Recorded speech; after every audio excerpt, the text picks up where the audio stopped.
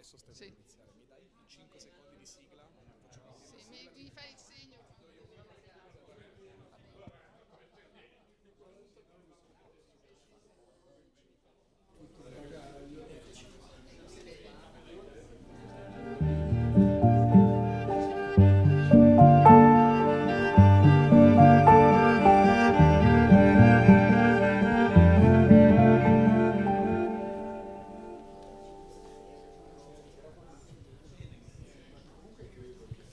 Buonasera a tutti, possiamo iniziare con questa conferenza.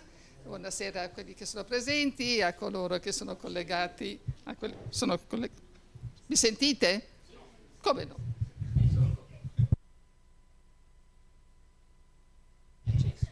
Perché era già acceso. Ok. Va bene, con questo contrattempo possiamo incominciare. Dicevo allora buonasera a tutti, anche a coloro che sono quindi collegati. La conferenza di questa sera sarà tenuta dal professor Mario Petrillo, di cui vi darò qualche indicazione. Il professor Mario Petrillo è laureato in Scienze Naturali presso l'Università di Genova, ha svolto la sua attività sempre presso la stessa università, presso quello che era l'Istituto di Scienze Ambientali Marine e poi diventato Dipartimento di ISTAV, e si è prima come tecnico laureato e successivamente come ricercatore universitario nel settore dell'ecologia. È stato docente di ecologia applicata, di gestione delle risorse della biologia della pesca, ne parlerà di questo se non sbaglio oggi, anche, e percorsi di laurea sia triennali che annuali. Allora, qual è la conferenza di oggi? Lo vedete dal titolo, Dall'uomo all'uomo, storia di plastiche e microplastiche. Beh, le plastiche ci circondano, potremmo dire così, è dal secolo scorso che noi siamo, potremmo dire, circondati dalle plastiche, e forse ci possiamo anche chiedere perché, ma perché sono materiali eccezionali da tanti punti di vista. Sicuramente hanno proprietà di isolanti termici elettrici, sono materiali leggeri, costano poco, che anche questa è una cosa interessante. Sono colorati, e anche questo cosa hanno fatto? Ci hanno un po' colorato il mondo, potremmo dire così. Però hanno anche altre proprietà che non sto qua a elencare, però hanno anche un'altra, proprietà, potremmo dire così, che sono resistenti agli agenti atmosferici e durano tantissimo. Questo che a prima vista potrebbe sembrare una proprietà buona, no? Una caratteristica ottima, in realtà c'è la seconda faccia della medaglia, e vedremo che sarà proprio di questo di cui ci parlerà il professor Petrillo, che questo fatto qua ci può portare a dei grossi problemi. Lascio la parola quindi a Mario. Grazie. Grazie. Allora, buon pomeriggio a tutti, spero di essere chiaro nell'esposizione. È un'esposizione che deriva da lezioni precedenti che facevo ai miei studenti, quindi loro non protestavano, spero che anche voi non facciate come loro, insomma. Comunque, il titolo è questo: Dall'uomo all'uomo, storia di plastiche e microplastiche. Ok, lo ripeto semplicemente per riuscire a capire che cosa c'è sotto questo titolo. Dall'uomo all'uomo è una minaccia, sostanzialmente è una minaccia, perché le plastiche e le microplastiche, soprattutto le plastiche, sono state inventate dall'uomo, utilizzate in ogni campo e sono servite moltissimo, però poi il problema di queste... Dove devo cliccare? Destra, scusate, ecco, ok. La plastica inventata, prodotta, utilizzata e infine dispersa dall'uomo nell'ambiente, e all'uomo ritorna come minaccia. Questa è una delle foto emblematiche che poi rivedremo, è una delle destinazioni finali, e si spera non finali, della maggior parte delle plastiche che noi buttiamo poi nell'ambiente una volta utilizzate. Cominciamo dall'inizio. All'inizio uno può pensare la plastica deriva dal petrolio. Questo è l'albero, il cosiddetto albero della plastica, con tutte le varie ramificazioni possibili e immaginabili. Voi immaginate in 150 anni più o meno quante sostanze polimeri sintetici sono stati inventati dalla ricerca scientifica, in qualche caso casualmente, in altri casi proprio ricercate effettivamente. Polimeri, cosa si intende per polimeri? È una particolare forma chimica, diciamo, sono sostanze organiche, quindi immaginiamo sostanzialmente presenti nella formula carbonio, principalmente il carbonio, e sono costituite da ripetizioni molto, molto semplici a volte, ma anche a volte complesse, di monomeri, di elementi più piccoli.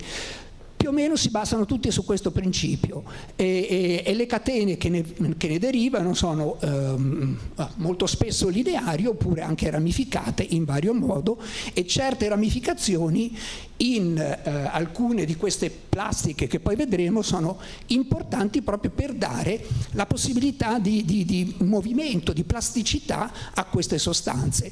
Una volta riscaldate oppure raffreddate e quant'altro, questi ponti che uniscono diciamo, i vari polimeri, insomma, permettono questa elasticità. Ho parlato di polimeri sintetici derivati dal petrolio, ma noi abbiamo dei polimeri naturali. Polimeri naturali, per esempio, possono essere le proteine, che sono costituite da tanti piccoli, chiamiamoli piccoli, aminoacidi. La loro unione in catene più o meno complesse, lì vedete diverse strutture di una proteina, in particolare la caseina, e dalle diverse strutture poi dipende la capacità, le caratteristiche, le proprietà di queste diverse proteine. Quindi polimeri naturali sono derivanti dagli amminoacidi, ma anche dai carboidrati. I carboidrati sono gli zuccheri semplici, molto molto semplici. Vedete una formula molto semplice, generica di uno zucchero semplice. Anche loro si possono riunire in catene più o meno complicate. Lì vedete la cellulosa come è fatta. Ho portato la cellulosa proprio perché rientra moltissimo nel discorso che poi faremo di come poi vengono utilizzate queste forme plastiche naturali. E naturali sono queste. Magari uno non se ne rende conto, ma fin dai tempi antichi tutte queste sostanze, che adesso poi vedremo in particolare, sono sostanze naturali, organiche naturalmente, animali e vegetali, che l'uomo ha utilizzato per diversi scopi. Non sono plastiche di sintesi derivate dal petrolio, sono plastiche naturali che derivano da zuccheri e da proteine, anche loro presenti negli organismi viventi. Il corno, per esempio. Il corno uno immagina che sia un oggetto particolarmente duro. Chi ha preso qualche cornata in vita sua sa benissimo quanto può essere duro un corno. Ebbene, se messo a scaldare magari in ambiente di vapore con dello zolfo, vedete come gli antichi potevano utilizzarlo semplicemente per bere un semplice corno lavorato e quant'altro, oppure quello che vedete più o meno al centro scuro è un corno che è stato scaldato e modificato, plasmato per fare un boccale col manico. Questo vi dà l'idea di come plastico possa essere un corno. Naturalmente una volta raffreddato prende la forma e così rimane. Non sempre, normalmente i polimeri naturali in qualche modo possono modificare se sottoposti a calore. Se io ripropongo al calore quel corno, non dico che si scioglie, ma sicuramente si modifica in qualche modo. Lo stesso il carapace di tartaruga, anche lui è composto da cheratina, come il corno precedente. Insomma, quando fate il bagno, quando vi lavate le mani con l'acqua calda, immediatamente le vostre unghie diventano più morbide, più elastiche, flettono volendo. La cheratina è praticamente la stessa sostanza di cui sono fatte il carapace della tartaruga e il corno che avete visto prima. Nei tempi passati si usava il carapace di tartaruga per fare queste cose, piccoli oggetti e quant'altro. All'inizio c'è sempre questo utilizzo, non dico primitivo, ma come ho detto fin dai tempi antichi venivano usate queste sostanze per fare piccoli oggetti, anche molto, per carità, molto belli o magari anche discutibili. come per esempio le zanne degli elefanti. Le zanne degli elefanti anche loro sono una materia plastica naturale, in questo caso la proteina è collagene e ci sono dei cristalli di idrossiapatite che formano dei tubuli, il movimento di questi tubuli determina questa parziale plasticità dell'avorio, che può essere quindi lavorato anche come tutti gli altri. Beh, anche qui vedete oggetti di ogni tipo lavorati e quant'altro. Passiamo ancora un organismo animale. Questo è un emittero, la Kerria lacca, le cui larve rimangono attaccate a dei rami, succhiano la linfa e poi esse cernano, emettono una sostanza che viene utilizzata come E940, serve per colorare, lucidare le caramelle, i bonbon e quant'altro, quindi è commestibile. Molto spesso non sappiamo che ci mangiamo qualcosa prodotto da insetti, questo magari può fare un po' impressione, però è assolutamente commestibile, ma viene usata principalmente per lucidare i mobili di pregio. La gomma lacca serve per questo e le larve restano inglobate dentro quella concrezione fino a quando l'uomo non interviene, preleva la concrezione e la usa per quello che deve. Passiamo poi ai vegetali. L'ambra è il residuo, diciamo, fossilizzato di una emissione dei rami di conifere, all'epoca erano generalmente chiamati Pinus succinifera, diverse specie anche ormai estinte. Questa resina che cola dagli alberi da piccole ferite può inglobare dei piccoli insetti e quando poi solidifica e fossilizza può essere utilizzata per farne monili e quant'altro. Ancora la gomma arabica, stessa cosa più o meno della lacca, anche qui c'è una secrezione da parte degli alberi, vedete, delle acacie soprattutto, per curare piccole ferite ai rami, e questa gomma arabica può essere utilizzata, lo vedete, come E414 in farmaceutica e cosmetica. Serve anche questa, come vedete, è una miscela di polisaccaridi e glicoproteine, e siamo di nuovo zuccheri e proteine. Quindi non cambia molto la struttura di queste, o meglio, la struttura chimica la vedete lì. Sarò molto semplice con la chimica organica perché, come qualcuno di voi sa, in famiglia c'è già un chimico organico e quindi non oso assolutamente interferire, quindi sarò molto semplice.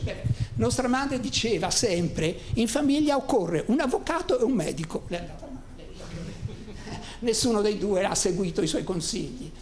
Infine, come sostanza organica naturale, vi parlo del caucciù.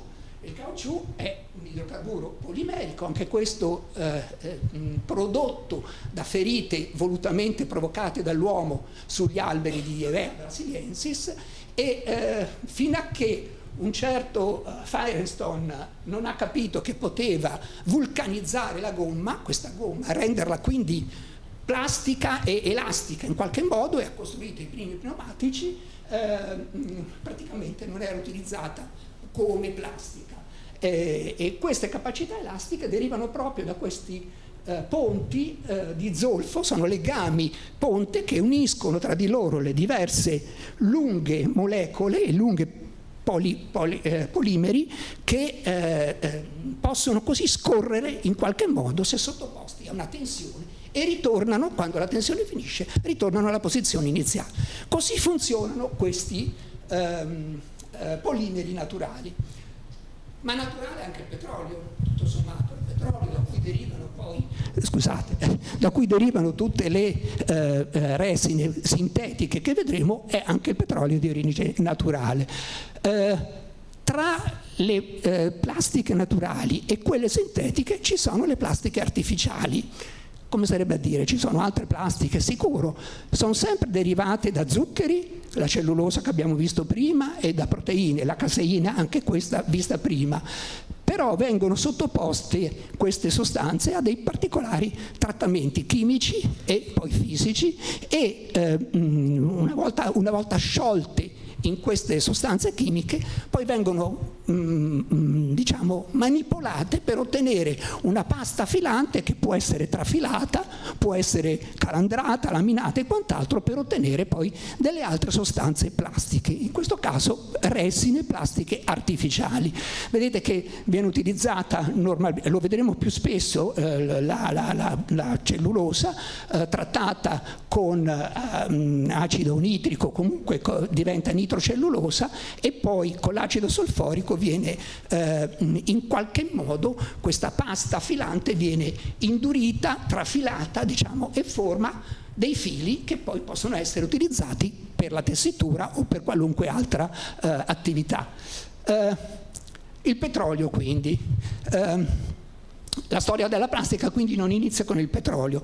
Questo signore nel 1859 ha fatto il primo impianto di estrazione del petrolio. 10 anni dopo un certo Rockefeller, che diventa famoso appunto nel mondo, ha creato la prima compagnia petrolifera, però prima ancora di queste plastiche di sintesi sono state utilizzate queste plastiche artificiali di cui ho parlato. E ancora prima dell'utilizzo e della costruzione delle plastiche artificiali, qualcuno 350-360 anni prima si era immaginato una sostanza morbida, fluida, che potesse essere indurita in qualche modo per produrre dei filamenti o qualcosa che può servire a qualcos'altro. Chi era questo signore? Era Hooke. È un fisico inglese. Vedrete che spesso sono o inglesi o americani quelli che intervengono in queste storie, non solo, ma comunque principalmente loro. Hooke, attraverso un microscopio che si era ideato, aveva osservato le cellule morte, diciamo, di una fetta sottile di sughero. E da lui deriva il termine cellule, e quindi poi anche cellulosa e quant'altro. Aveva immaginato che qualcuno prima o poi avrebbe potuto costruire un filo simile alla seta utilizzando una sostanza prima di tutt'altro tipo, che poteva essere proprio le sue cellule viste al microscopio. E nel 1855 fu scoperto il nitrato di cellulosa. Vi ho detto, l'acido nitrico in qualche modo unito alla cellulosa. Il nitrato di cellulosa produce questa soluzione viscosa che può essere, una volta indurita, utilizzata come filamento. Qui vedete la cellulosa, anche qui una formula molto semplice, prima come cellulosa e poi come nitrocellulosa, quando i vari gruppi OH, gli idrogeni degli OH, vengono sostituiti da NO2. È una semplice procedura chimica, non è complicatissima, e quindi è, diciamo, molto spesso la base di molte delle materie plastiche che abbiamo usato. Questo signore, Deschardonnay, era un chimico e un industriale che vedeva rovinata la propria attività economica da una malattia che colpiva i bachi da seta, la piperina. Faceva morire i bachi da seta, quindi lui si trovava con le sue industrie prive di materia prima per produrre la seta, all'epoca costosissima, o veniva dalla Cina o la produceva lui, comunque era molto costosa. E studia questo fenomeno e si mette a studiare, manco a dirlo con il microscopio, i suoi bachi da seta. E cosa scopre? Che il banco da seta ha due orifizi vicino all'apparato boccale, da dove emette una serie, anzi due tipi di proteine, la sericina e la fibroina in due colonne e la sericina morbida che avvolge le colonne, e una volta uscito fuori questo filo dalla bocca, da questi orifizi, si induriva e si formava la seta. La seta si forma naturalmente in questo modo, e poi il baco provvedeva a chiudersi dentro il bozzolo e quant'altro, e poi da lì si operava per ottenere la seta. E anche la seta è un polimero naturale, naturalmente, come quelli che abbiamo visto prima. Possiamo aggiungere anche la seta, è assolutamente un polimero prodotto dalla natura, da un organismo naturale. Deschardonnay applica questo metodo della nitrocellulosa, capisce che può far trafilare con alcune sostanze chimiche questi filamenti e ottiene, vedete a sinistra, una seta normale e a destra una seta prodotta dal suo impianto. È quasi praticamente identica e la lucentezza è uguale, la trasparenza è uguale, mette su una bella industria, addirittura presenta la sua invenzione all'Esposizione Universale di Parigi nell'89, ma c'era un serio problema. Nitrocellulosa si incendia, quindi era un bel problema costruire con la seta abiti lussuosi e quant'altro che poi per un qualunque motivo potevano prendere fuoco. Non gli è andata molto bene da questo punto di vista. Ora, perché accade questo? Perché perché se l'è trovato quest'altro chimico, un chimico tedesco, che pare per caso, per puro caso, ha scoperto che se io avvicino il cotone e quindi la cellulosa con l'acido nitrico, compio un macello. In pratica si forma quello che viene chiamato fulmicotone. Pare, la leggenda dice che per puro caso lui è un tipo molto disordinato, la moglie invece era una tipa piuttosto severa e molto ordinata, e mentre stava lavorando nel suo laboratorio entra la moglie e, dato che lui stava armeggiando con queste cose, con l'acido nitrico, prende sto straccio e lo butta sulla stufa. Ovviamente lo straccio di cotone imbevuto di acido nitrico con la stufa ha preso fuoco. Quindi già all'epoca di questo signore, nel 1845, si sapeva che la cellulosa derivata dal cotone in presenza di NO2 in eccesso poteva andare a fuoco. E già 20 anni prima però questo problema si era verificato. Io sto precedendo, ma poi vedrete che sto tornando indietro a quello che sarà poi considerato il nonno della cellulosa e della nitrocellulosa. Questa ditta americana era una ditta che si occupava di biliardi e aveva grosse difficoltà a produrre palle di biliardo perché le zanne d'avorio degli elefanti cominciavano a scarseggiare. E allora indice un concorso, $10.000 a chi trova una sostanza adatta a sostituire l'avorio. Quindi una sostanza che deve essere comunque rigida, che deve rispondere con una particolare reazione fisica a dei colpi e quant'altro. Diciamo che la motivazione è economica, un po' come quella di De Chardonnay. Economicamente viene spinto a cercare una soluzione, quindi una plastica che sostituisce la seta. Quest'altro tipo, Wyatt con un fratello, era un tipografo americano in questo caso, che studia la questione, fa diversi tentativi e diversi incendi, anche lui con la nitrocellulosa combina qualche pasticcio, però alla fine riesce a costruire questa palla da biliardo con la cellulosa e la vedete lì in basso. La cosa migliore che riesce a fare però è inventare la celluloide, diventa un industriale e produce la celluloide, che è qualcosa di diverso, è qualcosa che può essere modellato e dar vita ad altre cose.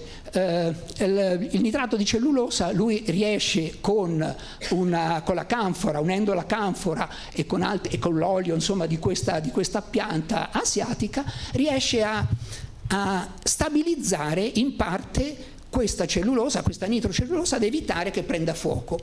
C'è ancora qualche problema perché normalmente una volta formata e col caldo e col vapore e poi seccata, normalmente la palla di Wyatt risultava dura, perfetta come palla di biliardo, ma col riscaldamento un po' si ammorbidiva e quindi voi immaginate i giocatori di biliardo con le palle che vengono lanciate con la stecca e quant'altro e la palla che si attacca all'altra. Non era assolutamente possibile una cosa del genere. E allora sì, ha inventato queste palle, però poi diventa ricco con le lastre di celluloide, quest'altra sostanza che lui aveva scoperto e inventato e che sostituisce tra l'altro una sostanza, la guttaperca, anche questa è un'altra sostanza di origine naturale, simile, affine alla gomma ma non morbida, non elastica. Una volta impiantata per fare dei calchi per i dentisti rimaneva dura, si induriva. E con queste lastre di celluloide lui riesce anche lui a diventare abbastanza ricco. C'è sempre una ricerca di ricchezza da parte di questi ricercatori e scienziati. Il famoso collodio, la famosa sostanza inventata da questo tipografo viene poi utilizzata in seguito dalla Kodak, capisce che con opportuni miscele, alcol, etere e olio di ricino, si può formare una striscia trasparente, flessibile, l'ideale per fare una pellicola fotografica.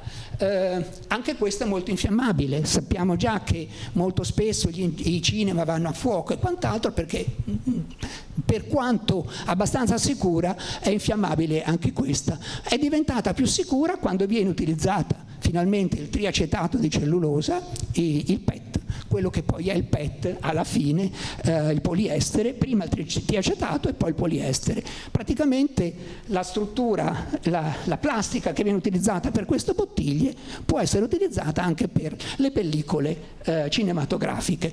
Anche questa si incendiava, come avete visto. Questo è il nonno diciamo delle plastiche artificiali che abbiamo visto. È un inglese, Parkes, è professore di scienze naturali, non so se mi spiego, anch'io sono naturalista, ma questo non c'entra niente.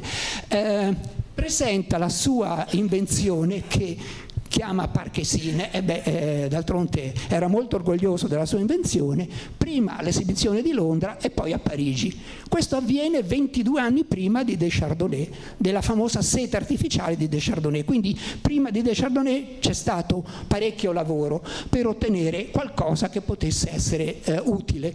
Con la Parkesina cosa si fa? Si fa questo, anche qui piccoli oggetti, vedete, bottoni, manici di coltelli, se è flessibile si possono fare polsini e colletti delle camicie che usavano un tempo.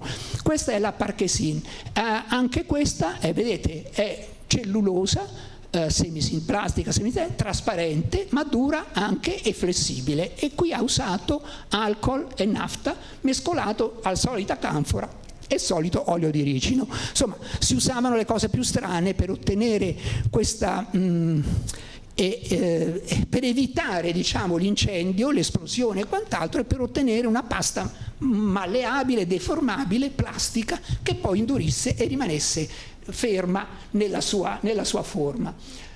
Un socio di Parkes, un socio antagonista, si inventa la xilonite, è praticamente gli stessi anni. Questo è ancora meglio, ancora più stabile, si costruiscono degli oggetti che assomigliano in maniera impressionante all'avorio. Naturalmente gli elefanti superstiti ringraziano per questa invenzione, perché è poco costoso, si produce facilmente e si risparmiano le zanne e gli elefanti, che sono i portatori normali, naturali delle zanne.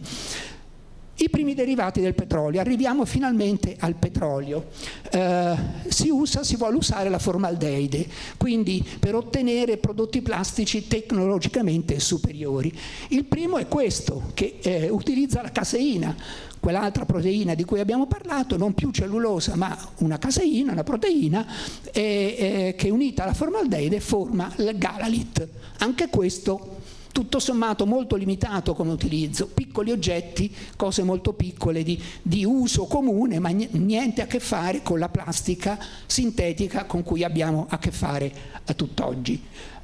Finalmente arriva la plastica, la prima completamente sintetica. Ci pensa un belga, questo chimico belga, Leo Baekeland, anche lui è molto orgoglioso della sua invenzione, infatti parla di bakelite, questa sostanza nuova che lui scopre condensando fenolo e formaldeide, quindi totalmente derivata dal petrolio. Qui la natura non c'entra niente se non come primo passo, prima materia originale, cioè il petrolio. Baekeland costruisce queste cose con la sua bakelite.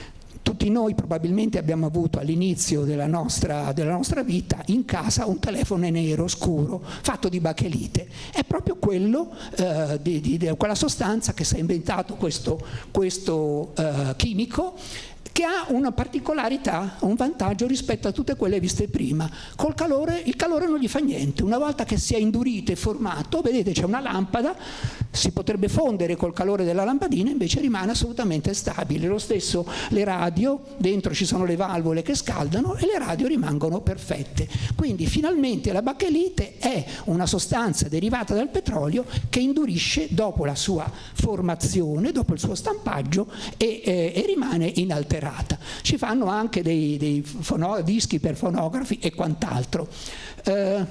Quest'uomo diventa talmente importante che si merita anche una copertina su Time senza la didascalia, perché tutti conoscevano chi fosse Beckeland, e diventa ricco anche perché produce una carta per stampa fotografica, ma soprattutto la sua invenzione serve viene utilizzata come materiale elettrico, perché oltre che indeformabile col calore è anche isolante, quindi sicuramente anche noi avremo da qualche parte, magari in dispensa, nella soffitta e quant'altro, degli oggetti fatti di bacchelite, proprio questa sostanza che si è inventato questo chimico molto molto famoso. I dischi fotografici, abbiamo parlato prima. Klatte, questo chimico tedesco, diciamo che riscopre il PVC, il polivinilcloruro, è una delle prime sostanze di sintesi non particolarmente, diciamo, piacevoli dal punto di vista ambientale, perché è tossico, tra l'altro è vietato per le bottiglie d'acqua, per i giocattoli e quant'altro. Lo riscopre perché già prima, a metà del 1800, era stato trovato, inventato, e lui cerca di utilizzarlo per i dischi fonografici, però sono troppo fragili, si spezzano, quindi bisogna aspettare ancora qualche decennio perché qualcuno riuscisse a trovare il plastificante che rendesse difficile la rottura di questi dischi. La ricerca prosegue e ci pensa uno svizzero in questo caso che si inventa il cellophane. Quindi abbiamo di nuovo cellulosa e fenolo in qualche modo, scusate, cellulosa trasparente ovviamente, che crea questa sostanza ideale per gli imballaggi. Se andiamo in qualunque supermercato troviamo tutta la frutta e tutta la verdura imballata in questo materiale. L'imballo che viene utilizzato semplicemente fino a quando non lo apriamo e poi lo buttiamo, si spera dentro un contenitore della raccolta differenziata e altrimenti diventa una delle sostanze più impattanti, un ingombro sempre più importante.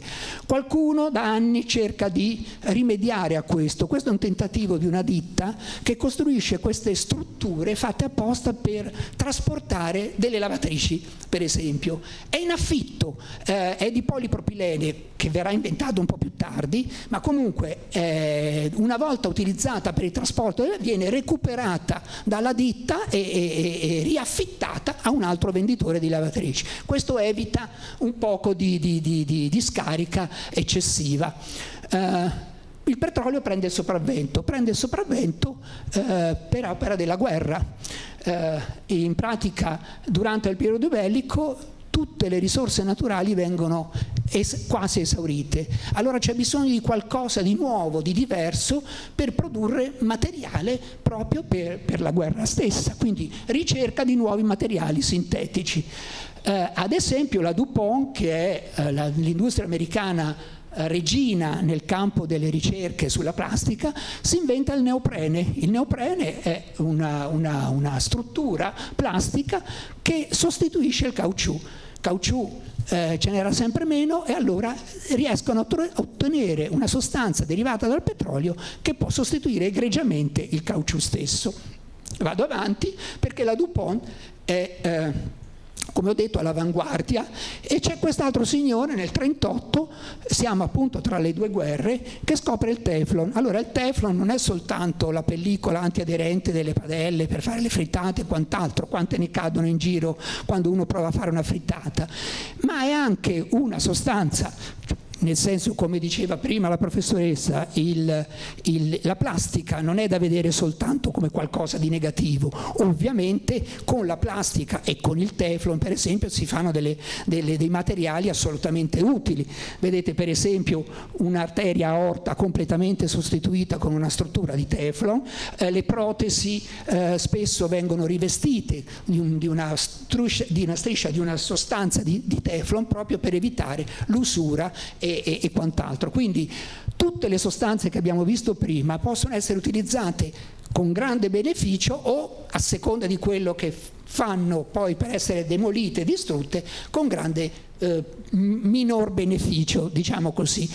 E comunque la ricerca va avanti, arriva al nylon, sempre la DuPont, quindi sempre di nuovo americani, che questo tizio, Carruthers, si inventa, per carità è il capo dipartimento, l'ho chiamato tizio, magari si offende pure, costruisce la prima firma sintetica, completamente sintetica, e sostituisce la seta, sostituisce anche il rayon. Il rayon è una plastica ricostruita, anche questa, artificiale, in pratica è sempre cellulosa trattata con sostanze, di nuovo acido nitrico, di nuovo acido solforico, c'è di mezzo anche del rame. Questo rayon era prodotto in Italia, nel lago d'Orta. Intorno al lago d'Orta c'era una fabbrica impiantata da svizzeri che hanno delocalizzato questa produzione estremamente impattante in Italia e ce l'hanno messa nel lago d'Orta. Lì sono stati tutti contenti di avere finalmente una fabbrica che produceva qualcosa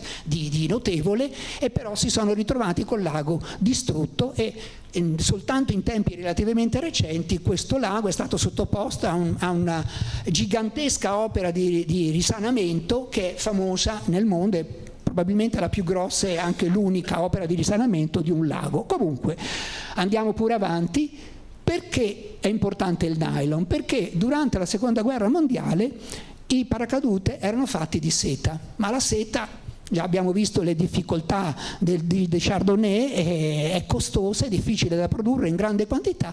Il nylon serve proprio per i paracadute degli aviatori, e quindi tutta la produzione di seta viene utilizzata dai paracadute, e anche le calze di donna perdono la loro possibilità. Le donne avevano delle calze di seta, anche quelle costosissime e quant'altro. Eccole, le vedete, durante la guerra non c'è la seta e le ragazze si disegnavano con un pennarello, con qualcosa, una riga sul polpaccio per far vedere che avevano delle calze. In realtà la gamba era nuda. E il nylon finalmente arriva, si costruiscono i paracadute con questa sostanza, e finalmente anche alle donne non si dipingono più le gambe e c'è calze di nylon per tutte, finalmente a basso prezzo. Inglesi, questi sono gli inglesi, vi dicevo con questa competizione America-Inghilterra. Questi due signori si inventano il PET, un poliestere che poi serve come terilene per fare il PET, diciamo, per fare la fibra. I pile sono fatti di questa sostanza. E la guerra, come vedete, mentre prima i vari signori, Parkes, Hyatt e anche Bekeland, erano orgogliosi delle loro invenzioni e le avevano cercate per ottenere un certo risultato, con la guerra, con la fretta che c'è in guerra, non esiste più questo tentativo, no? In pratica si analizza il petrolio sotto ogni punto di vista, si sintetizzano tutte le sostanze possibili e immaginabili, sperando di trovare poi un utilizzo in seguito.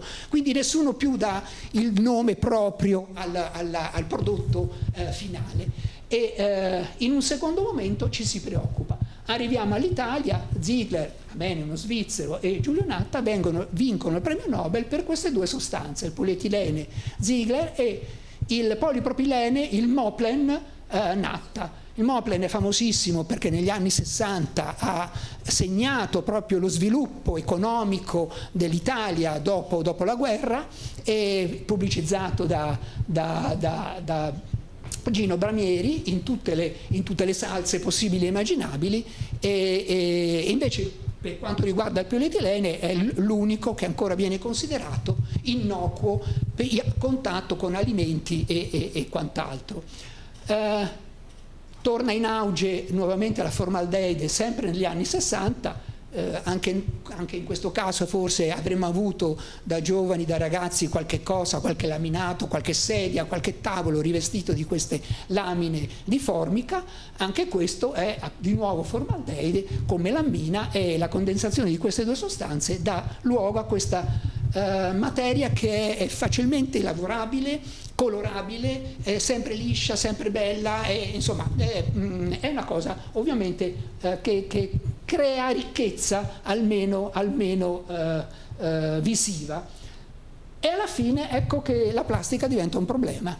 Ci pensa questo tizio, un ingegnere americano, manca a dirlo, della DuPont, che vuole trovare qualcosa che sostituisca il vuoto a rendere, che sostituisca il vetro. Il vetro è pesante, è fragile, si può rompere, si può perdere il liquido all'interno.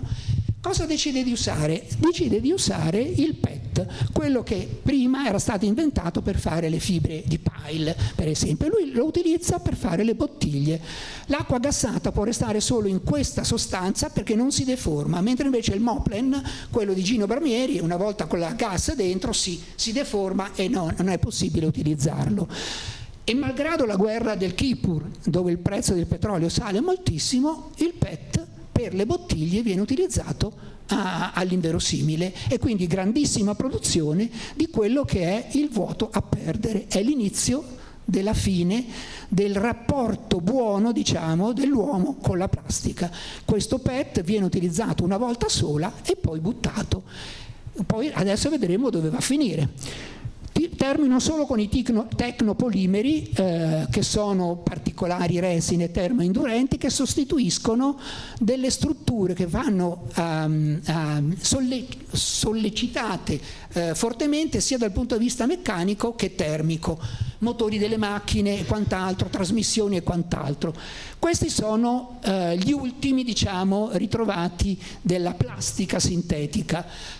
Le plastiche quindi hanno sfidato tutti i materiali tradizionali e hanno vinto. Hanno sostituito il legno, hanno sostituito l'acciaio, hanno sostituito il vetro, hanno sostituito la carta.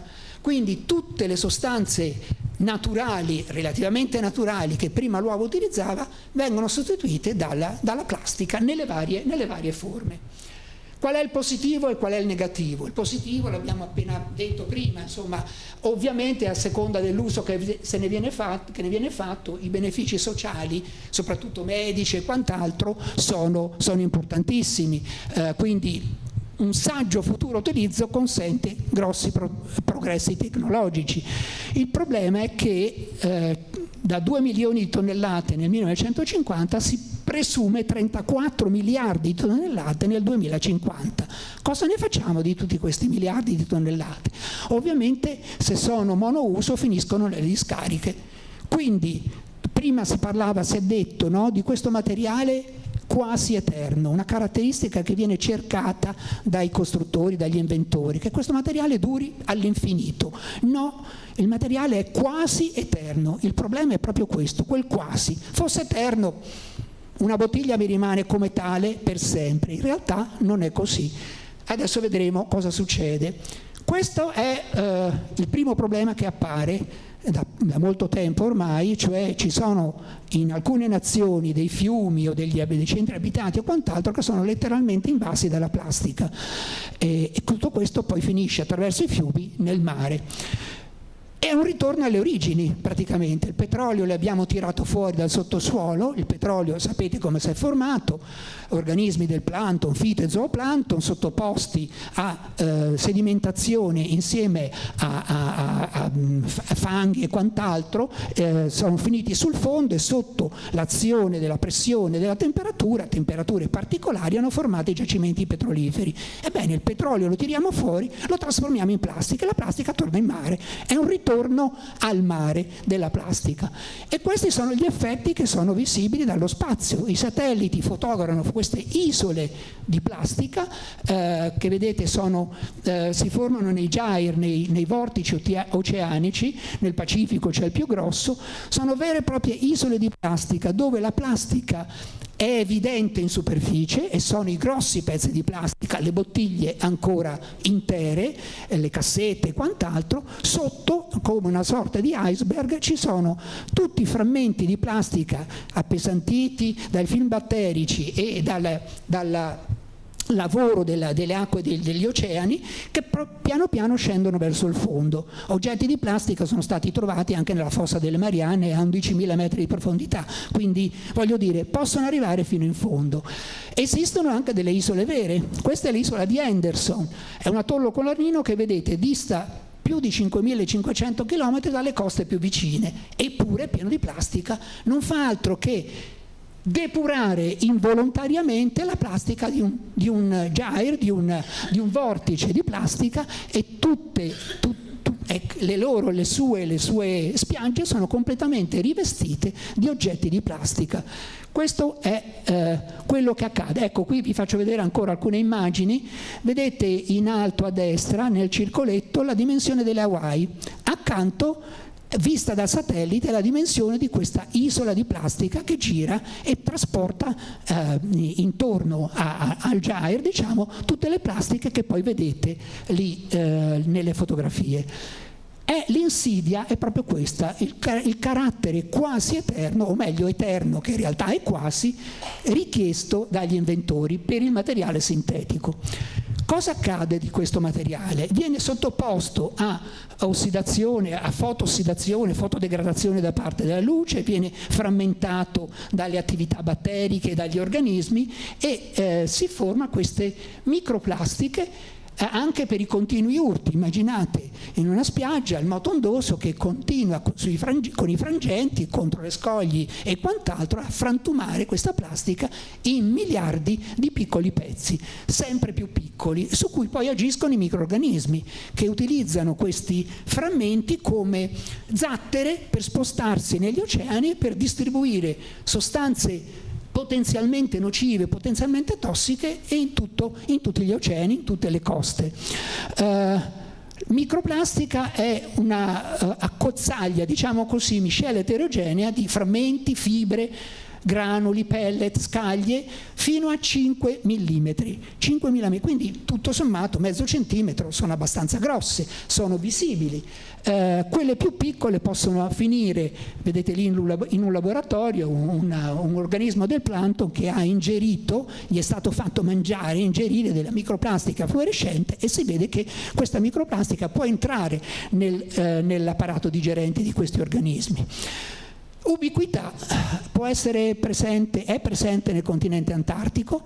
Sarà stato il ricercatore, qui qualcuno c'è che è andato in Antartide, che ha fatto qualche ricerca scientifica non ben accurata e ha lasciato lì delle microplastiche. Sarà qualche turista che attraverso le navi arriva, e in Antartide, nelle colonne di ghiaccio oppure in superficie, le microplastiche ci sono anche lì. È ubiquitario anche negli organismi, e abbiamo di nuovo diversi organismi in laboratorio, organismi del plancton generalmente, che hanno all'interno queste sostanze individuate proprio con la loro fluorescenza.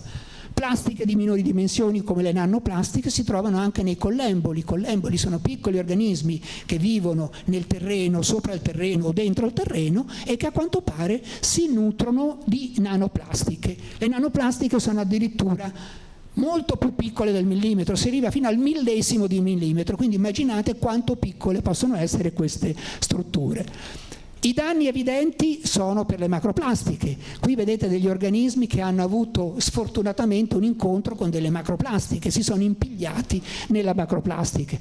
Quello meno evidente è quello che accade per le sostanze più minute, per le nanoplastiche per esempio, e si va incontro a questi due fenomeni: bioaccumulazione nell'organismo, un organismo che continua a venire a contatto con delle nanoplastiche aumenta la sua concentrazione all'interno del corpo.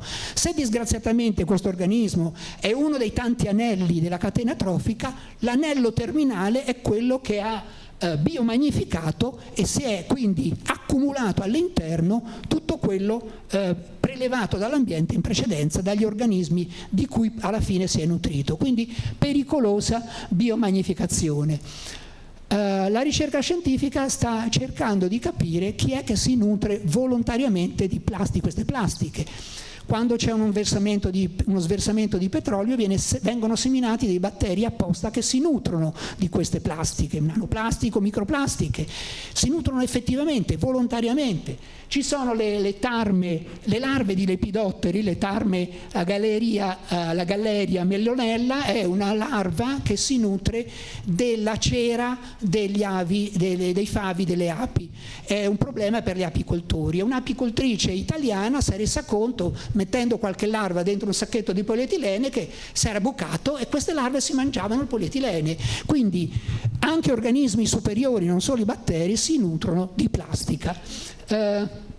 Alcuni ceppi batterici poi sopravvivono a delle sostanze assolutamente tossiche e lo sappiamo, è stato stabilito che il PVC e il poliuretano sono sostanze tossiche e entrano in tutte questi FAS, entrano in tutte le attività, in tantissime attività umane, come vedete, pesticidi, prodotti per la pulizia, vernici e quant'altro. Quindi sono sostanze estremamente diffuse e a questo punto pericolose, perché sono comunque tossiche anche in quantità limitate. Ora entro un attimo nella parte di studio che ho fatto io in particolare all'università e dico, l'ingestione può essere anche involontaria. Finora abbiamo visto organismi che si mangiano la plastica volutamente. Ebbene, le acciughe dovrebbero essere considerate predatori involontari della plastica. Loro mangiano, troviamo negli stomaci delle microfibre, non è detto che sia tutta plastica, può essere anche cotone, lana e quant'altro, però una buona quantità è plastica. Microfibre, vedete, di ogni colore, probabilmente derivate dal lavaggio all'interno di lavatrici di oggetti, tessuti più o meno sintetici e quant'altro. I filtri delle lavatrici non sono in grado di trattenere queste microfibre. Lì non si vedono bene le misure, ma comunque si tratta di pochi millimetri di lunghezza e quindi passano attraverso i filtri delle lavatrici. Possono essere microframmenti. Qui i microframmenti, alcuni possono essere di notevoli dimensioni, addirittura essere sopra il limite delle microplastiche, quindi sopra i 5 mm, più grossi dei 5 mm. Li troviamo negli stomaci delle acciughe. Vedete, diverse forme, più o meno derivate dalla frammentazione di recente o passata di plastiche di maggiori dimensioni. Possono essere microsfere, queste sono create apposta dalle industrie per fare gli scrub, per fare le paste dentifricie, che in qualche modo devono avere un'azione abrasiva per pulire i denti o per pulire la pelle e quant'altro. Per fortuna adesso c'è una legge, una regolamentazione, lo vedremo alla fine, che vieta l'utilizzo di queste sostanze costruite apposta per favorire l'azione di questi prodotti. Possono essere delle grandi perle, non sono preziose come quelle delle ostriche naturalmente. Perché troviamo queste grandi perle nello stomaco? Spesso le troviamo nello stomaco delle acciughe, perché immaginate delle plastiche di queste dimensioni dagli spigoli vivi. Queste acciughe le ingoiano, non riescono a ributtarle perché hanno quel famoso filtro davanti, adesso lo vedremo, che impedisce il rigetto, se le tengono nello stomaco. Ma plastiche di queste dimensioni, dagli spigoli aguzzi, vedete, lì avete un'idea delle dimensioni, della frequenza delle dimensioni delle plastiche, di queste plastiche, dagli spigoli vivi. Immaginate che devono passare attraverso un diametro intestinale medio di 1,44 mm e sono lunghe 7, 8, 10 mm. Come fanno a passare senza dare qualche piccolo problema nell'evacuazione? Ovviamente le acciughe preferiscono inglobarle in materiale lipidico, chiuderle e lasciarle all'interno dello stomaco per evitare che possano passare e danneggiare il proprio intestino. Torniamo ai microframmenti.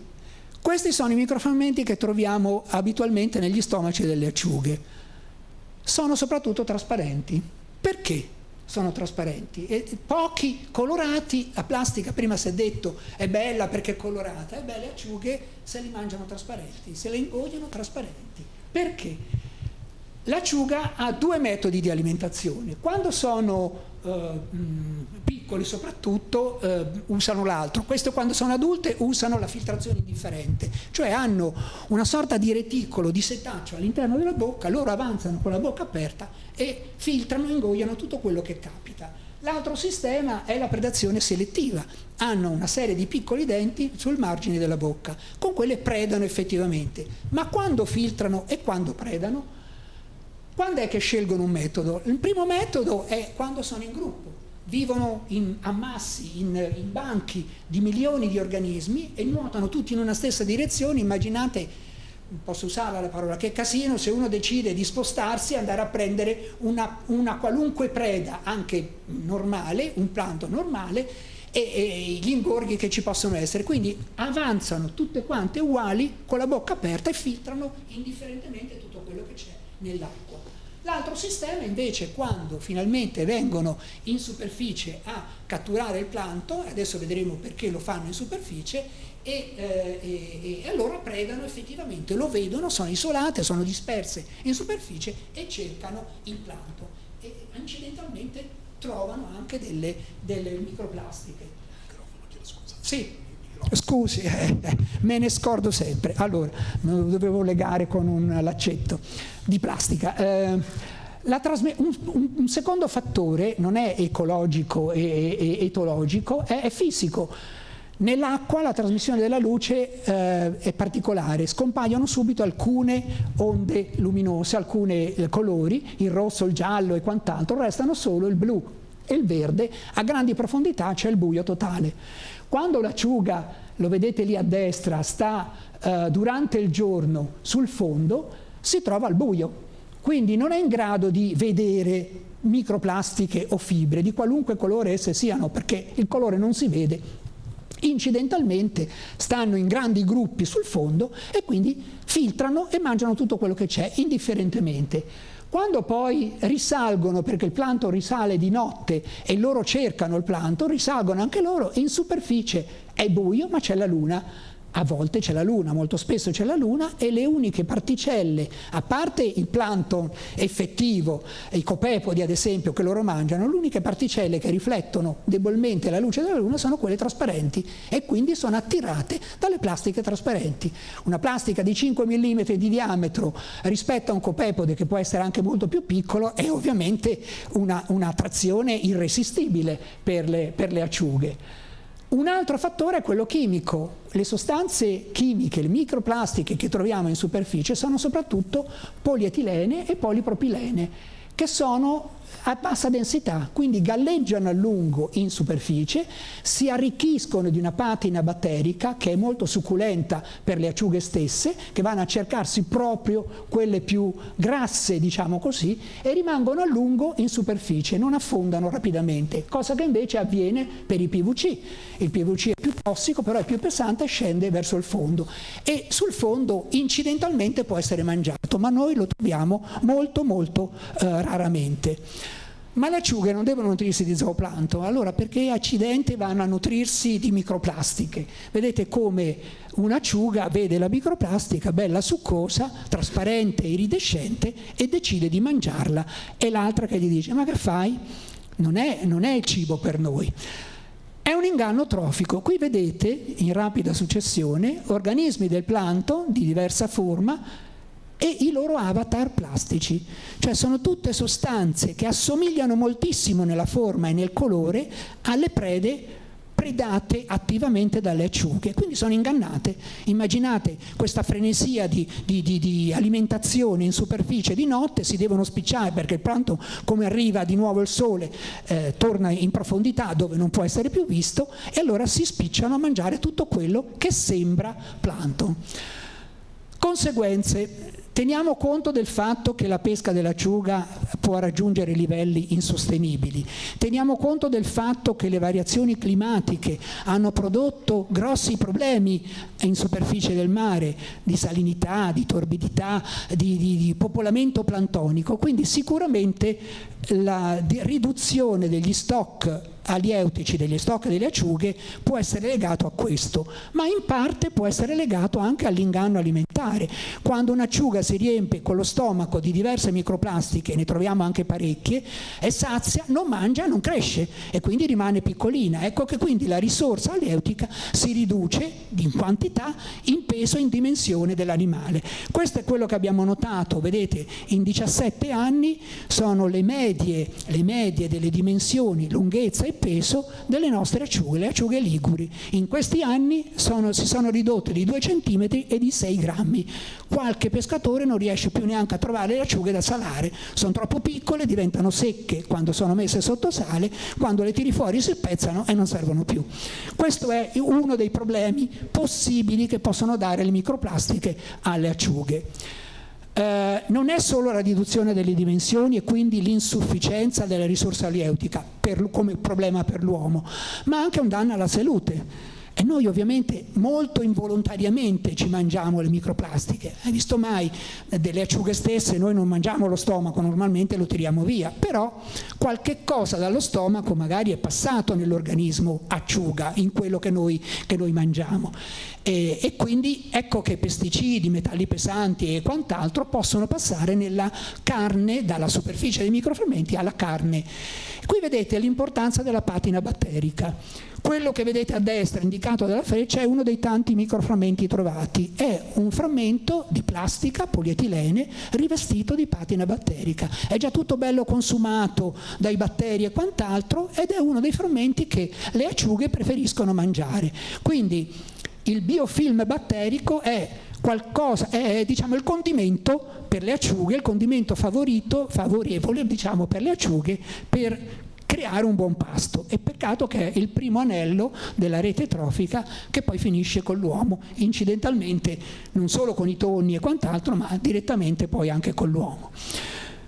Che cosa è noto già da tempo? La ricerca medica ovviamente ha visto che queste minute particelle plastiche si depositano in vari organi. Nei polmoni, le respiriamo nell'aria, queste particelle minutissime stanno veleggiando nell'aria anche qua da noi. Le possiamo trovare nell'acqua, anche se è potabile, l'acqua contiene delle microplastiche, specialmente quelle contenute nelle bottiglie PET vuoto a perdere. Guarda caso, forse è meglio usare quelle di vetro. Le troviamo nella circolazione sanguigna, che le trasporta nel fegato, vanno addirittura a finire nella placenta e finiscono nel latte materno, quindi i piccoli nati hanno già la loro dose di microplastica e di sostanze nocive all'interno. Possono fermarsi nelle placche aterosclerotiche. Quando diciamo il colesterolo forma queste placche, li vedete sulla destra indicate dalle frecce, 2 frammenti di microplastica. Queste placche, è stato fatto uno studio su alcuni 200-300 persone, la mortalità delle persone afflitte da queste placche inquinate da microplastica è doppia di quelle che invece non avevano microplastica nelle arterie. I motivi non saranno solo microplastica, ovviamente, ci saranno altri motivi, altre concause, però intanto questo è un piccolo avvertimento. Ovviamente aumenta il rischio di infarto e di ictus se esposti alle microplastiche. Ulteriore problema per la salute: in laboratorio, senza toccare animali, è stato fatto un modello teorico di membrana di parete cellulare e si è visto che le microplastiche possono entrare, le polistirene in quel caso particolare, possono entrare attraverso la membrana e produrre variazioni nella flessibilità della membrana e produrre poi accelerare la morte della cellula. Questo è preoccupante perché se avviene in laboratorio non è detto che non avvenga poi anche effettivamente in natura. Un'altra questione che si è vista, questo in animali, le nanoparticelle, quelle più piccole, si fasciano di colesterolo. Il colesterolo è riconosciuto come amico dalla barriera ematoencefalica e così passano nel cervello, entrano nel cervello e lì ovviamente possono fare dei danni. È stato visto questo verificato anche in questo caso con dei topi a cui i poveretti hanno addirittura costruito una sorta di membrana trasparente nel cranio per vedere queste particelle fluorescenti che entrano nel cranio. Poi in qualche modo escono pure, ma ci vuole parecchio tempo. Nell'uomo, chi lo sa, possono avere effetti neurotossici, veri e propri ingorghi e produrre malattie, patologie neurodegenerative come quelle che vedete. Vengono trovate persino le urine. Se i reni funzionano bene, se siamo fortunati, per fortuna ce ne liberiamo in questo modo. Però ovviamente finiscono nell'ambiente, è chiaro, ce ne liberiamo noi. Scusate, e finiscono nell'ambiente. Per terminare, una nota di speranza, se possibile. Nel 2020 è stato vietato l'uso delle microplastiche in tutti i cosmetici. Adesso nel 2025, questa è l'ultima informazione, altri nanomateriali verranno proibiti, finalmente vietati nei cosmetici. Nel gennaio del 22 è stato diramato, insomma è entrato ufficialmente in vigore in Italia la riduzione dell'uso della plastica monouso. E quindi in teoria anche le bottiglie oppure le cannucce, che come vedete hanno la possibilità, con queste sostanze o prodotti plastici oxodegradabili, si possono decomporre e frantumare in microplastiche. Ma accidenti, è proprio quello che vogliamo evitare di fare. Abbiamo appena detto che se la plastica è eterna dà relativamente pochi problemi, la raccogliamo e la utilizziamo, la rifondiamo eventualmente se è possibile farlo. E invece alcune sostanze possono favorire la frammentazione. Che fare? Il possibile è questo: se possiamo vietare la plastica monouso, quella che c'è ancora possiamo raccoglierla. I pescatori fino a qualche anno fa prendevano una multa se portavano della plastica in porto, rifiuto che non potevano fare. Adesso la legge è cambiata: se la raccolgono e la portano in porto possono destinarla, altrimenti prima la ributtavano in acqua. Io l'ho visto, sono stato a pesca diverse volte e quando capitava qualche pezzo di plastica finiva tranquillamente di nuovo, per evitare la multa. Poi sono state costruite degli oggetti, delle attrezzature per raccogliere la solita plastica sempre superficiale. Stiamo sempre parlando di quello che è possibile fare, raccogliere la macroplastica. Ci ha pensato questo ragazzo olandese che si è inventato questo sistema con cui riesce a raccogliere anche la plastica dei gyre che avete visto prima, quei grossi cicloni di plastica in superficie. Si possono raccogliere con queste panne galleggianti e poi portare a una discarica in maniera ottimale. Un altro signore meno giovane di questo è David Katz, che ha inventato il Plastic Bank, cioè una sorta di premio a chi porta detriti di plastica e viene usato come moneta di scambio. In pratica chi porta la plastica in paesi, ovviamente immaginate le Filippine, Haiti e quant'altro, certi quantitativi di plastica a questa banca viene ricompensato con attrezzature, con generi alimentari e con quant'altro per avviare un'attività ottimale. Quindi è un modo come un altro per agire sulla plastica superficiale, su quella visibile. Questo è il possibile, e l'impossibile resta il fatto che le dimensioni di plastiche micro e nano sono estremamente difficili da tirar via. Come si fa? Ci vorrebbero dei retini finissimi, dei retini da plancton, ultraplancton e quant'altro, e la cosa diventa impossibile. L'unico sistema è questo. Purtroppo i depuratori di questa plastica siamo noi, con tutti i problemi che questa microplastica nell'organismo ci può dare.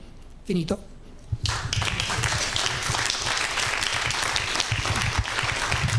Grazie Mario. Vabbè, pazienza. Grazie Mario, la relazione è molto bella e ci hai fatto presente che Houston abbiamo un problema, più o meno. Sì. Un problema che non sarà facile da risolvere, anche se chiaramente dobbiamo fare il possibile, no? Qualche cosa si può fare, l'hai detto tu stesso. Allora io chiederei se ci sono domande. Allora, vedo. Beh, anzitutto grazie per questo excursus veramente completo e molto documentato, però una riflessione me l'hai fatta venire, perché io appartengo a quella generazione che da bambina ha giocato prima con legno e con la latta, poi con la celluloide, poi con la bachelite e infine con la plastica, giustamente Gino Bramieri, Caroselli, Moplen. Ma c'è un gap temporale enorme tra quando ero io bambino e quando sono state inventate queste cose. Perché ci sono stati così tanti decenni prima che fossero diffuse al livello in cui le abbiamo poi conosciute noi? Come hai visto all'inizio lo sviluppo e lo sfruttamento del petrolio non è stato così rapido. Prima il petrolio è stato utilizzato, veniva usato per illuminazione e quant'altro, per cose abbastanza semplici. Nessuno aveva ancora pensato a sintetizzare dal petrolio, da questa forma particolare, delle plastiche sintetiche. L'input è venuto con le guerre, quando con la guerra tra le due guerre soprattutto e poi anche con la guerra mondiale, il problema è che le sostanze naturali non erano sufficienti a fornire la famosa seta, per esempio per il paracadute, e allora ecco che è arrivato l'impulso. ed è arrivato anche quell'impulso, quella sorta di competizione, soprattutto tra inglesi e americani, a chi se ne inventava di più. E questi hanno messo il petrolio, insomma, a reagire con tante sostanze diverse, a estrarlo in maniera diversa e ottenere tutte quelle plastiche che avete visto prima nell'albero della plastica, senza sapere cosa farne poi alla fine. Piano piano si è trovato l'utilizzo, ed ecco quindi il Teflon che viene usato anche per le aorte sintetiche e quant'altro, o il cellophane, che vabbè più che petrolio è derivato dalla cellulosa, comunque per gli imballaggi.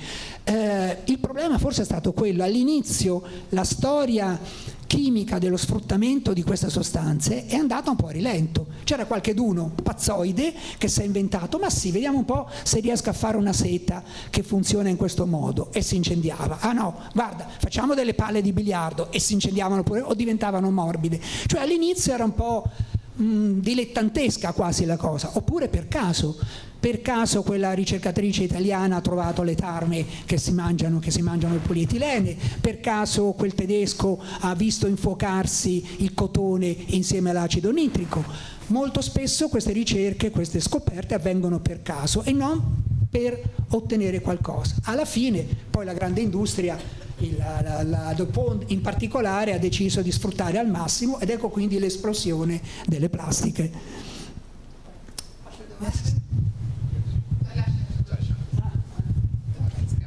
Prendo questo. Io aggiungo al signore che quando ero piccolo mi regalavano un palloncino ogni 3 bottiglie di vetro che portavo alla fiera. Naturalmente non ne trovavamo, perché spazzolavamo tutto il paese, io e il mio amico facevamo una bottiglia o 2. Vabbè, comunque, però c'è un però, dovrebbe aggiungere il grafene. Non so come lei lo cataloga lì dentro, ma è carbonio. Il grafene è in forma micrometrica. Sì, è uno strato. Per fortuna non si sa cosa farne. Per fortuna, attualmente ancora no. Ma ormai è tanti anni che ci si gioca intorno. Qualcuno lo troverà sicuramente.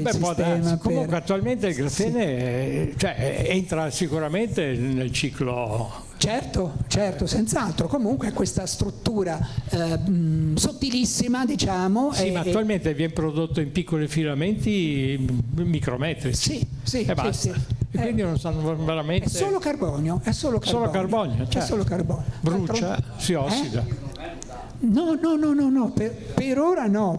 Perché non c'è in giro, ecco, per fortuna. Vabbè.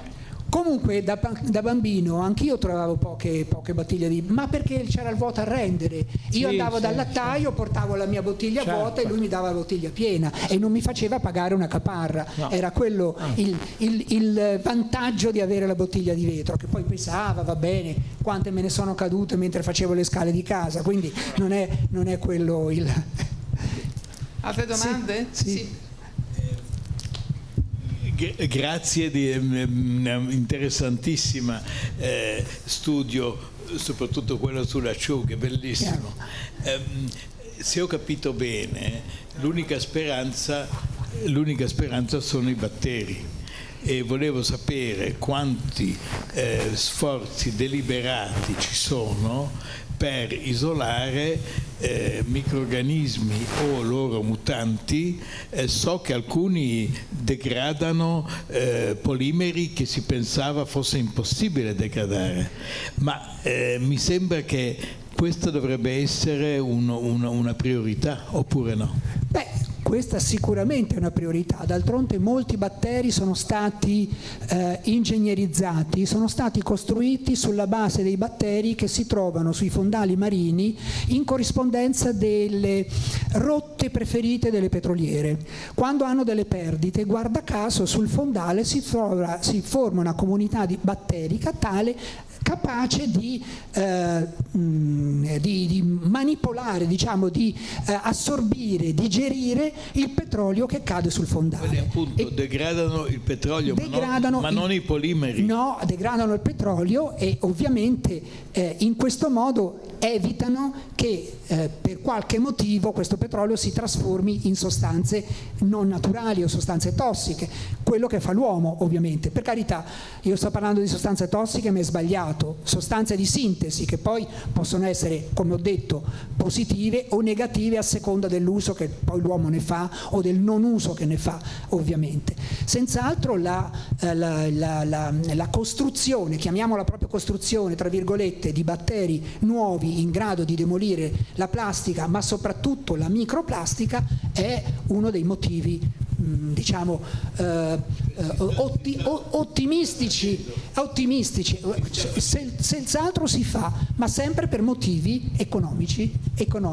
Il motivo ecologico lasciamolo perdere, perché di solito passa sempre in secondo ordine. Va bene. Ci sono ancora domande? Sì. Dimmi. Mi è venuto un po' in mente il plancton filtratore e la sostanza organica particellata, il sequestro delle microplastiche da parte di questi organismi che poi diventano spoglie, che fanno ad arricchire tutto questo grande pool di sostanza organica, e poi piove, precipita lungo la colonna d'acqua. Non può essere una speranza per il futuro molto remoto, perché le plastiche che possiamo togliere meccanicamente, e va bene, certo, forse ci possiamo arrivare, non so con quale tempistica, ma comunque abbiamo visto i vari mezzi, certo, e sono sotto studio. Le microplastiche la vedo molto dura. Un meccanismo di sequestro delle microplastiche da parte della sostanza organica particellata e la sua diciamo accumulo nei fondali e il successivo attacco batterico che mi lascia, certo, potrebbe essere una speranza per ridurre quantomeno le microplastiche circolanti. Certo, lo so. Se noi riportiamo questa speranza in tempi lunghissimi, ritorniamo al petrolio.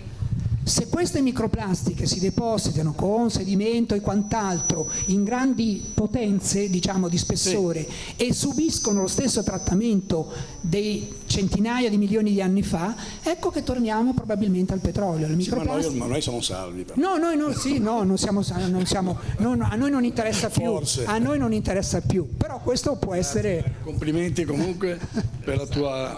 Mi hai messo in connessione i 2 neuroni rimasti. Ok. Ne hai ancora 2? Ne hai ancora 2? Sei fortunato. Va bene. Allora, sulla possibilità che i batteri attacchino le microplastiche o il petrolio sui fondali marini, ho dei grossi dubbi, perché chiaramente ci ritroviamo nella maggior parte del fondale al di sopra dei 3.800 metri media. Certo. Quindi 3.800 metri, temperature basse, molto basse, dai 3.800 in giù naturalmente, in più. Quindi i processi estremamente rallentati. Lentissimo. Lo dico anche per esperienza col caso Aven, perché sui fondali nostri, altro che sviluppo di batteri che dovremmo avere in questo momento. Ma che cosa succede? Il petrolio, quando va giù sul fondo, tendenzialmente crea una crosta al di sopra, e su questa crosta si vanno addirittura a insediare organismi marini tipici del fouling, certo, ad esempio. Quindi ho più l'impressione che si possa sviluppare una comunità batterica che possa attaccare le microplastiche, dove abbiamo delle fuoriuscite di petrolio a livello superficiale. Abbiamo già lì, in letteratura ci sono, delle componenti, diciamo, dei batteri che sono in grado di demolire il petrolio, però non demoliscono le microplastiche o, virgolette, le macroplastiche, perché sono composti di sintesi e quindi diversi. Non hanno siti di attacco stesso per i batteri. Sì, i batteri vengono addirittura allevati e nutriti, esatto, con della sostanza organica per farli crescere proprio dove ci sono delle perdite di petrolio in superficie. Per le microplastiche, come ho detto, si rivestono di un film batterico le microplastiche e questo poi finiscono in bocca ai diversi pesci che si nutrono incidentalmente o volutamente delle microplastiche. Da lì entra in gioco tutto quel percorso terrificante di bioaccumulo, biomagnificazione di cui ho parlato, che è rischioso ovviamente per la salute di tutti gli organismi che si nutrono, che sono all'apice della catena trofica.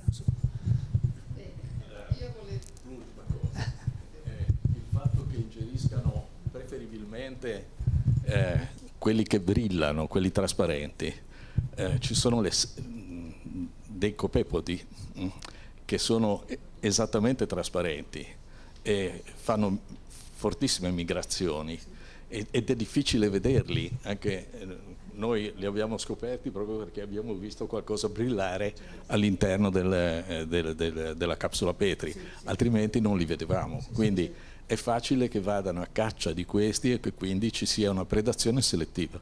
Non solo, ma ultima cosa, allora te lo dico io, abbiamo visto che chi è interessato di più da queste microplastiche trasparenti e grosse sono le femmine, perché le femmine nel periodo riproduttivo hanno bisogno di nutrirsi molto e guarda caso nei loro stomaci si trovano più microplastiche che non nei maschi. Va bene, io direi che a questo punto ringraziare ancora il professor Petrillo. Io però ho ancora una curiosità, devo dirla. Io ho quelle grandi isole di plastica che sono negli oceani, cioè mi danno un po' ansia, diciamola un po' così. Si può fare qualcosa? Ho visto che c'è un giovanotto lì che cerca di fare qualcosa, mi sembra un po' un ago del... Lo so, però per ora è l'unica cosa che tieni conto. Quindi la raccolta manuale? È una raccolta, sì, lasciata lì, però è estremamente costosa. Cioè bisognerebbe che ogni nave avesse la possibilità di accorpare intanto che fa le sue rotte, anche le navi turistiche o quant'altro, ma i costi diventano esorbitanti, ovviamente. Perché ho visto le dimensioni, vedendola la cartina sembrano grossi come la Francia più o meno, le dimensioni molto di più, quindi è una cosa spaventosa. Facciamo spray di petrolio, la affondiamo tutte. Quindi per ora ce le teniamo. Allora, ringraziamo ancora il professor Petrillo. Ecco, vi devo dire ancora una cosa. Sì, però un attimo. Sì, ce l'ho, eccolo qua. Giovedì 6 febbraio alle 17 ci sarà la dottoressa Silvia Villa del Malga, fondamenti computazionali e statistici dell'apprendimento ad esempi, cioè continuiamo con la parte legata all'intelligenza artificiale. Buonasera a tutti.